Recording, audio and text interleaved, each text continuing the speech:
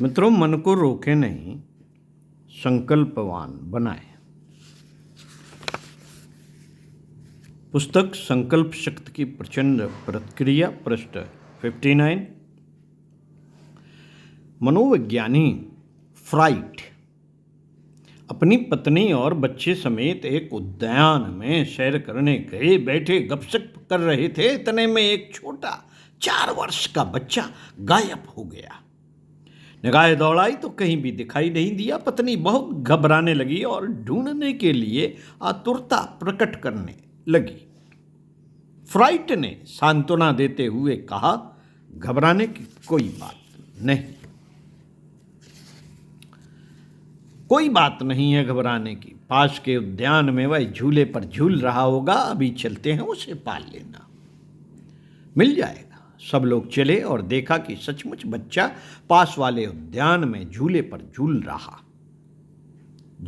है। फ्राइड की पत्नी को बहुत आश्चर्य हुआ। उसने पूछा, आपको कैसे मालूम हो गया था कि बच्चा यहां इस झूले पर झूल रहा है? उन्होंने उत्तर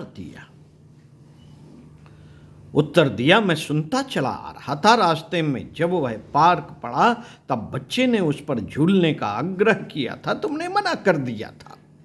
बच्चे की उत्सुकता बढ़ी होगी। उसने ज्ञान और अनुभव बढ़ाने की अंतः प्रेरणा से वहां जाना और वस्तु स्थिति को देखना आवश्यक समझा होगा। मना करने से उसके रहस्य जानने की उत्कट इच्छा ने भी उसके लिए उत्साहित किया होगा और वह आंख बचक कर यहां चला आया होगा। इस वस्तु स्थिति को मैं समझता था, सो मैंने निश्चित रूप से कह दिया कि वह पड़ोस के बगीचे में झूले पर होगा। साथियों, फ्राइड ने पत्नी से इस संदर्भ में इतना और कहा कि मन का बिल्कुल यही हाल है जिसे न करने के लिए कहा जाता है, जिधर से रोका जाता है उधर ही उसकी प्रवृत्ति और अधिक होती है। रहस्य जानने, ज्ञान बढ़ाने और अनुभव करने की इच्छा के लिए वह ऐसे प्रसंग के संपर्क में अधिक आतुरतापूर्वक आने का प्रयत्न करता है जहां से उसे रोका जाए। मन को रोकना काफी नहीं, उसे ऐसी दिशा देनी चाहिए जिसमें अधिकाधिक रस मिले और रुचि जुड़े। जहां अधिक आकर्षण होगा मन वहीं जाएगा। कुमार्ग पर से मन को रोकने का बार बार निषेध करना एकांगी है। उसकी दिशा परिवर्तन के लिए यह आवश्यक है मन के लिए कोई अधिक आकर्षक क्षेत्र काम करने और विचरण करने के लिए उपलब्ध हो। एक साधक साधना कर रहे थे, मन काबू में न आता था। वह निर्धारित लक्ष्य पर न रुककर अन्न मांगता था। इस कठिनाई का समाधान के लिए वे अपने गुरु के पास पहुंचे। गुरु ने उस समय तो कुछ उत्तर न दिया, पर अगले दिन एक नई साधना बताने के लिए उसे बुलाया। साधक पहुंचा तो उन्होंने कहा, आज बहुत ही शुभ मुहूर्त है, ऐसा मंत्र बताता हूं जो आज ही सिद्ध हो जाएगा और मनोवांछित फल देगा। साथियों, साधक को बड़ी प्रसन्नता हुई और उसने वह छोटा मंत्र भली प्रकार याद कर लिया तथा सरल सा विधि विधान भली प्रकार समझ लिया। चलने लगा तो गुरु ने उसे रोका और कहा, एक छोटा सा प्रतिबंध और है जिसे साधना के समय पालन करना आवश्यक है। साधक ने उत्सुकता पूर्वक उसे भी पूछा। उसने कहा, जबके समय बंदर का ध्यान नहीं आना चाहिए। प्रतिबंध जरा सा था, उसे पालन करने में क्या कठिनाई हो सकती थी। साधक प्रसन्न होता हुआ चला गया। जब वह जप करने बैठा तो प्रतिबंधित बंदर का ध्यान ही मस्तिष्क पर हावी होने लगा। जिसने जितना ही मन को रोका उतना ही अधिक तीव्रता के साथ बंदर का ध्यान आया। पूरा दिन इसी खींचातानी में चला गया। खींचातानी में चला गया सारा दिन। साथियों, साधन ना हो सका। पूरे समय बंदर ही मन पर सवार रहा। संध्या होने पर साधक दुखी होता हुआ गुरु के पास आया और अपनी असफलता बताई। गुरु मुस्कुराए और उन्होंने कहा, पिछले दिन की तुम्हारी शंका का यही उत्तर है। मन के निरोध में यही कठिनाई है कि जिस काम से उसे रोका जाता है उसी के लिए आतुर होता है। ज्ञान और अनुभव बढ़ाने की उसकी स्वाभाविक प्रवृत्ति उसके लिए विवश करती है। इसलिए मन को साधने में प्रतिबंध खड़े करने की अपेक्षा यह अधिक उपयुक्त रहता है कि सम्मुख प्रस्तुत कार्य में अधिक आकर्षण उत्पन्न किया जाए, बंधन ढीले रखे जाएं, और यदि बहुत अनुचित न हो तो तथाकथित बंधनों को कभी कुछ ढीला करके मन को यह देख समझ लेने दिया जाए कि जिसके लिए वह आतुर था वह कितना निस्सार और निरर्थक क्षेत्र है। अनुभव के बाद निकला हुआ निष्कर्ष अधिक स्वस्थ और परिपक्व होता है। वस्तु प्राप्त न होने पर अभाव की स्थिति में किया हुआ त्याग कच्चा है।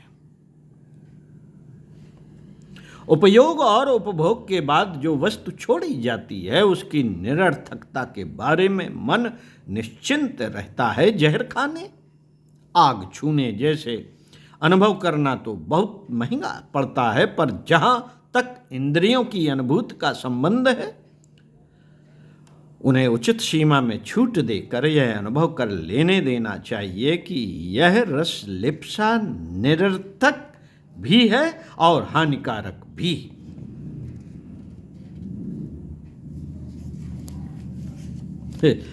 साथियों, एक साधु ने एक दिन एक विचित्र आचरण किया।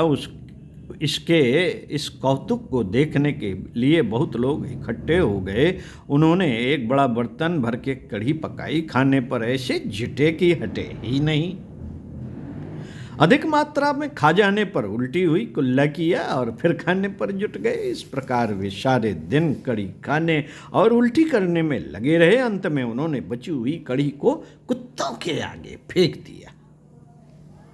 इस अद्भुत प्रसंग का कारण उपस्थित लोगों ने पूछा तो उन्होंने यही कहा कि बहुत दिन से मन कढ़ी के लिए मचल रहा था। उसे कितनी ही बार समझाया कि मेरी वात प्रकृति शारीरिक स्थिति में वह हानिकारक है और मानसिक स्थिति में इस प्रकार की लिप्सा शोभनी, पर यह ज्ञान चर्चा उसके गले उतरती ही न थी।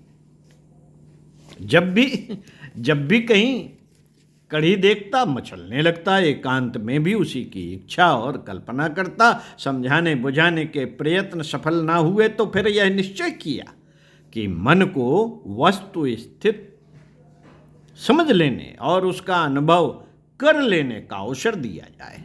आज मैंने वही किया। मनमर्जी जितनी कढ़ी खाने की ही छूट नहीं दी, वरन इस बात के लिए विवश किया कि कढ़ी खाने की अति करे। उल्टी होने पर भी कढ़ी खाते रहने की प्रक्रिया इसलिए अपनाई। शाम तक मन को कढ़ी से घोर अरुचि हो गई। उसे बार बार कहा, अभी और खा, अभी और खा। जब उसने बिल्कुल इनकार कर दिया तो फिर बची कुची कुत्ते को डाल दी। अब मन ने वस्तु स्थित समझ ली, तृप्ति कर ली और घृणा की स्थिति तक कदम बढ़ा लिया। अब उसके ललचाने और मचलने का अवसर न आएगा। साथियों, यह जहाँ तक इंद्रिय संयम का प्रश्न है वहाँ तक मन को थोड़ी छूट देकर रसानुभूति का अनुभव प्राप्त कर लेने देना चाहिए। अपने यहाँ गृहस्थ उपयोग के बाद शम दम तितिक्षा का विधान बताया गया है। युवावस्था में उपयोग का अवसर मिल जाता है और उस ओर का आकर्षण समाप्त हो जाता है। इसके बाद वानप्रस्थ और संन्यास में संयम साधना ठीक स्वाभाविक और बिना व्यवधान के चलने लगती है। किंतु यदि बिना उपयोग के बालकपन में ही इंद्रिय भोग का निषेध रहे तो मन की स्वाभाविक प्रकृति दूसरे को उस मार्ग पर चलते हुए देखकर तीव्र हो उठती है और संयम साधना के कभी भी भाव प्रभाव के दबाव से खंडित होने की आशंका बनी रहती है। जहां इंद्रिय संयम का प्रश्न है, मन में उपयोग की हानियों को समझना चाहिए और ऐसे अवसरों से बचना चाहिए जिनमें उस प्रकार के उभार उत्पन्न होते हों, पर कड़े प्रतिबंध नहीं लगाने चाहिए। युवावस्था में तो विशेष रूप से ढील रखनी चाहिए और मर्यादित एवं वैद्य इंद्रिय तृप्ति पर कठोर प्रतिबंध नहीं लगाने चाहिए। न बहुत आकर्षण न अति का निषेध, इस बीच की मनोभूमि में संयम साधना बहुत ही सरलता के साथ सधती चली जाती है। निर्धारित लक्ष्य के महत्व। साथियों, निर्धारित लक्ष्य के महत्व और महात्म्य पर पूरा चिंतन करना चाहिए। उसके मधुर कल्पना चित्र बनाने चाहिए और मार्ग पर चलते हुए लक्ष्य तक पहुंचने पर जो उपलब्धियां मिल सकती हैं उनका लाभ कल्पना क्षेत्र में भली प्रकार जमाना चाहिए। सामान्य जीवन क्रम और उस असामान्य आदर्शवादी लक्ष्य की पूर्ति के परिणामों को अलग अलग देखना, समझना और फिर उनकी तुलनात्मक समीक्षा करना यह सिद्ध कर देता है कि नर पशु जैसे लोभ मोहग्रस्त जीवन और आदर्शवादी मार्ग पर चलने पर प्राप्त स्थिति में कितना अधिक अंतर है। ये कल्पना क्षेत्र कितने प्रखर होंगे, यह तुलनात्मक निष्कर्ष जितना प्रखर होगा उतना ही महानता का लक्ष्य अपनाने की गरिमा स्पष्ट होती चली जाएगी। हो साथियों, पूरी किताब आपको पढ़ के सुनाई। आखिरी में लेखक कहते हैं कि तब मन पूरी संकल्प शक्ति के साथ उस दिशा में लगेगा और इधर उधर भागने बहकने के लिए रस्सी नहीं तोड़ाएगा। संकल्प की दृढ़ता, विचार विश्लेषण और स्पष्ट समय से ही स्थिर रह सकती है और तभी उसे प्रचंड प्रतिक्रिया उत्पादन में समर्थ शक्ति बनाया जा सकता है। स्वाध्याय सत्संग का क्रम पूरा हुआ। पुस्तक संकल्प शक्ति की प्रचंड प्रतिक्रिया आपको पंडित श्री राम शर्मा आचार्य जी के लेखों के माध्यम से पढ़कर सुनाई।